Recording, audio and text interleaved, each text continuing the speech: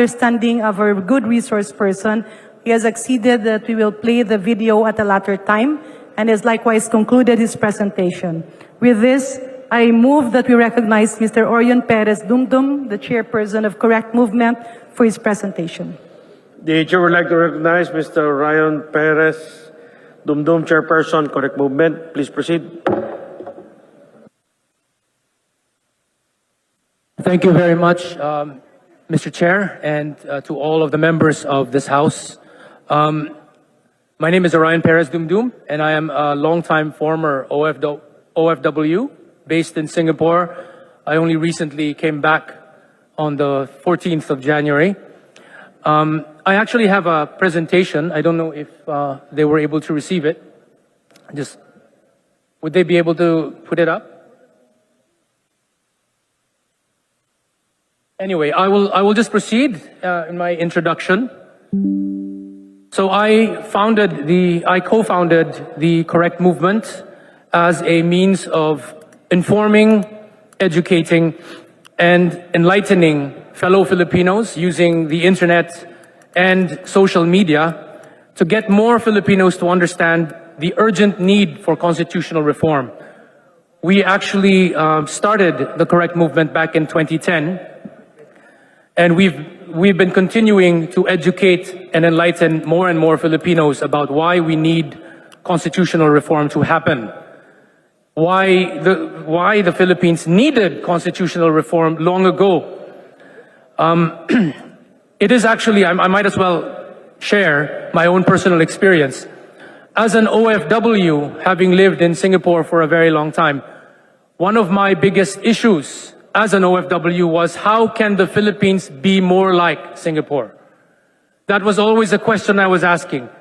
And as I did my comparison between Singapore and the Philippines and other countries in the region versus the Philippines, I saw with my own eyes the reasons why the Philippines was essentially unable to do what Singapore and these other countries have done. It's unfortunate because our constitution is rigid and it is very restrictive against the entry of foreign direct investors. We have a constitution that blatantly tells foreign investors that they are not welcome. And then, just below that level, we have legislation that tries to ease that tries to make exceptions or exceptions to the rule that would somehow permit certain sectors to be opened. By that time, though, other countries would have decided not to look at the Philippines anymore, because the moment they saw that the constitution of the Philippines, when compared to the constitution of other countries in the region, is the only one with anti-foreign direct investment restrictions, we automatically get removed from the shortlist. They no longer need to look at our special legislation that allows certain foreign investors to come into certain sectors. They don't care anymore. Natanggal na tayo sa listahan dahil sa konstitusyon natin.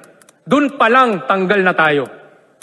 That is the unfortunate fact. That's the unfortunate reality. And as an OFW who has come in contact with numerous high-ranking people in headquarters based in Singapore for so many different companies, I found that to be totally true. Okay? Can I check now if my presentation is available? Can it be shown on the screen?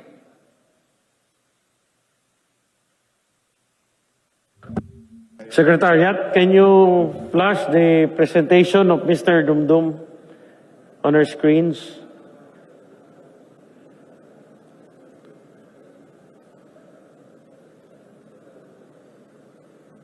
Is it available? If not, Secretariat, who controls the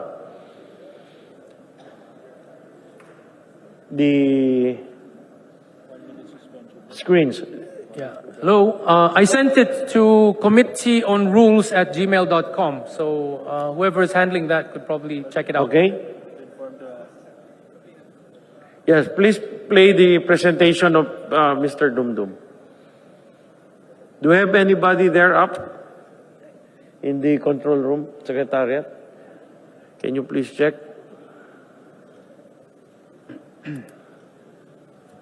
Anyway, I will try to get straight to the point. Regarding resolution on both houses, number 7, our position in the correct movement is that we do not think that just simply adding unless otherwise provided by law will actually really help very much. It will help somewhat, but not very much. And that the only thing that we really need to do is to actually delete all of the anti-foreign direct investment restrictions in the Constitution. And that includes Article 12, Section 2, which is about resource extraction and production sharing. Article 12, Section 10, which is the general 60-40 clause hanging over every sector. The Article 12, Section 11, which is the Public Utilities 60-40 clause. Article 12, Section 14, Paragraph 2, which is about the practice of professions being limited to Filipinos only. And also the Article 14, Section 4, Paragraph 2, which is the 60-40 for education. The Article 16, Section 7, Paragraph 1, with the ban on foreigners owning media. And the Article 16, Section 11, Paragraph 2, which is the 70-30 restriction for advertising. It is our position that all of these must be removed. And if we need to have any form of restrictions or regulations, then we put these purely in legislation alone. That way, at least, as a legislated reality, it's something that can be more easily changed. All right, if everyone can see the screen, this is the correct movement. We stand for constitutional reform and rectification for economic competitiveness and transformation. And we are pushing for 3 different things.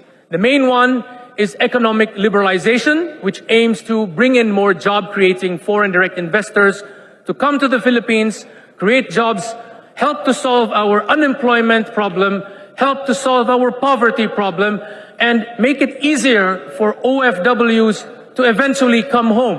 OFWs like me, because I was an OFW until recently. And then because we also need to make sure that the opportunities, the job openings that are created by the removal of the anti-foreign direct investment restrictions do not happen only in Metro Manila. We want these to be spread out to the rest of the regions and provinces. We therefore want to have evolving federalism. Mr. Chairman? Yes. Mr. Chairman. I'm almost done.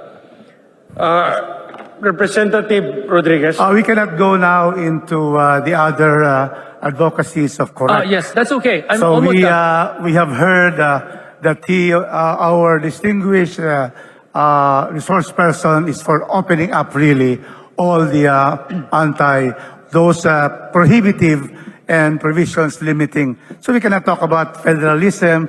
We cannot talk about parliamentary government. Otherwise, we will be misunderstood. And the Senate will misunderstand us. That we might want to abolish them. Thank you very much. Okay. So can we just go to a summary of economic amendments? Yes.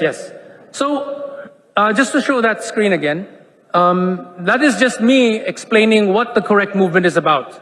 So, at this particular juncture, we know we do not have time to explore the federalism and parliamentary system because these are more complex, very complex reforms. Economic liberalization is easy. Just delete, remove, take out. Yun lang. Tatanggalin lang ang mga mali. Yun lang. Nothing to replace. Tanggal lang, delete lang. And that's it. And we have time for that because obviously we know that next year is going to be an election year. And by October of this year, people will be more focused on the elections. So, again, do not just add unless otherwise provided by law, but actually delete all those following phrases. All right, so next is, let's talk about the Philippines and FDI. So, Unfortunately, let's go to the next one. Okay. There was a group that presented some slides which unfortunately showed some misrepresentations, and I think that was pretty well done by Congresswoman Stella Kimbo, who did a great job in exposing the misrepresentation that happened there. Let's move to the next slide. The misrepresentation was this slide, which aims to show that the Philippines is most open, when in fact, we know that this is not really true because of the constitutional restrictions, which are merely being circumvented by legislation. As we know it, though, mere legislation cannot truly trump the constitutional restrictions. And therefore, in reality, let's move to the next slide, this is the reality that we have. We are like that. That is the reality of the Philippines. Not the green ones that the Ibon Foundation was trying to misrepresent to everyone, including the people in the Senate. All right, let's move to the next slide. All right, if you can see here, all these other countries basically have this very clear message that you are all welcome. They are telling foreign direct investors that you are welcome because in their own constitutions, they do not have restrictions against them. And then they have the so-called fine print. I made this deliberate. If you see the small black print below, that's deliberately made so small that you cannot see it. You have to go near to be able to read it. But from this distance, all you can see is the big text. You are welcome. No restrictions. When you look at the Philippine situation, you look at the Philippine flag, below that, it shows you aren't welcome. Foreign direct investors are restricted in the Constitution. And then we have small fine print which so-called allows investors to come in. This, however, is fine print that can still be questioned as to its constitutionality by the Supreme Court. And we know that this has happened many times.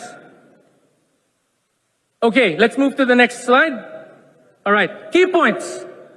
The Philippines is not the least restrictive to FDI in the region. It is the most restricted to foreign investments in the Southeast Asia region and within East Asia.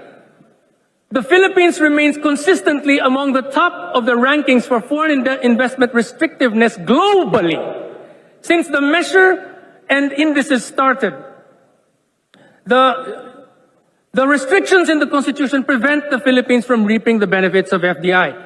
And a lack of FDI creates joblessness and other pressing social issues. Social issues such as the proliferation of OFWs, many of whom are no longer with their families. We have social costs related to that. So many breakups of families that happen. And I know personally so many OFW families that have broken up. And this is why I'm very angry that we continue to just think that being provider, allowing people to go abroad is just the way, okay na yan. Let's bring the jobs into the Philippines instead of having to send our people abroad. Tapos pag uwi ng iba, nasa kahon na. Di ba? Move to the next, please. Okay, terms. Total FDI restrictions. If we're going to look at the graphs, there's basically the foreign equity restrictions or foreign ownership restrictions, and there's other things as well. Move to the next one, please. According to the OECD, the effect of reducing foreign equity restrictions is the strongest, denoting its relatively greater importance as a statutory barrier for investors. So, those people who claim that reducing or removing foreign equity restrictions doesn't do anything are wrong. Probably they're wrong or just don't know, or probably they are liars. Let's move to the next, please. As you can see here, if it was clear to everyone that we are third on the list for the 2020 OECD FDI restrictiveness.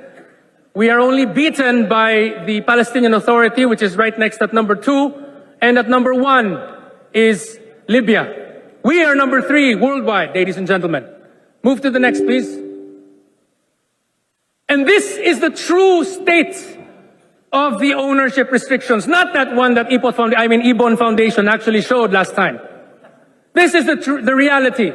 Look at the first one, that's us. the one with the most reds and oranges. That's us. Tayo ang pinakamaraming restriction. All those others, yan Singapore is the one at the very right, yan yung pinaka-least restrictive. Okay? So yan ang reality. Next. Restrictiveness on FDI in the Philippines are high by both regional and global standards. Foreign equity restrictions exist in many non-manufacturing sectors. Many restrictions are enshrined directly in the Constitution rather than in an investment law or sectoral legislation, with the result that reforms have proved very difficult to enact. By the way, many of you might be wondering, why is it that despite being open to manufacturing companies, we are not able to bring in as many manufacturing companies as possible? Why?